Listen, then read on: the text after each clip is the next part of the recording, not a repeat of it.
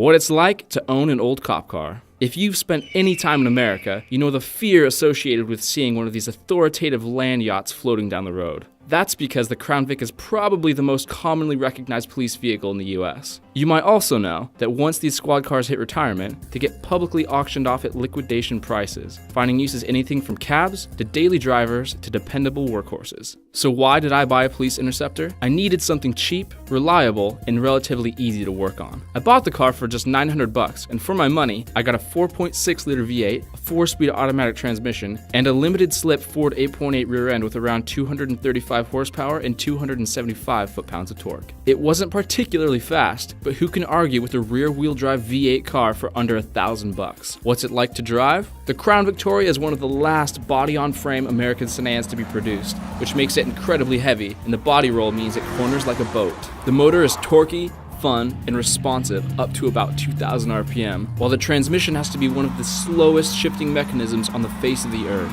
The P71 Interceptor, while not being necessarily fast, is definitely no slouch though. And as you can see here, yeah, it drifts. Cue the montage.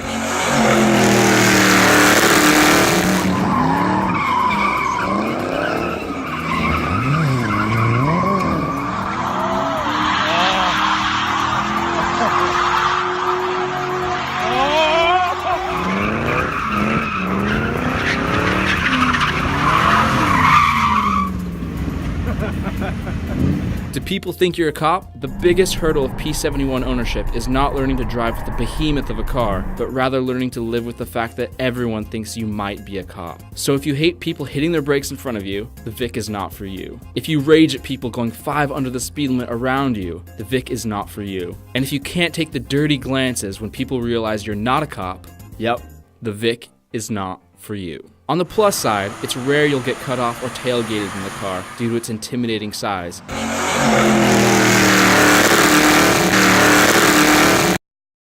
How's the interior? One thing to understand about this vehicle is that it's a fleet car. This means the extras could best be described as minimal. For creature comforts in the squad car, there are heater controls, a radio, and not much else. The one thing that this car does amazingly well, however, is hold cups. Mine had not 2, not 4, but an astonishing 6 cup holders, which doesn't make much sense considering the car only seats 5, but features are features. And if you're looking for trunk space, look no further. The Vic's trunk could accommodate plenty of luggage, a small family, and my college debt. And my emotional issues. And Alex's biceps. You could probably live in it. Seriously, it's like a small truck bed. Taking on ownership of one of these ex-chariots of justice has its ups and downs. But in the end, you're getting a rear-wheel drive V8 with decent potential for power and a whole lot of presence. Overall, the P71 Interceptor is a tank with character. So if you've been on the fence until now, I say go for it.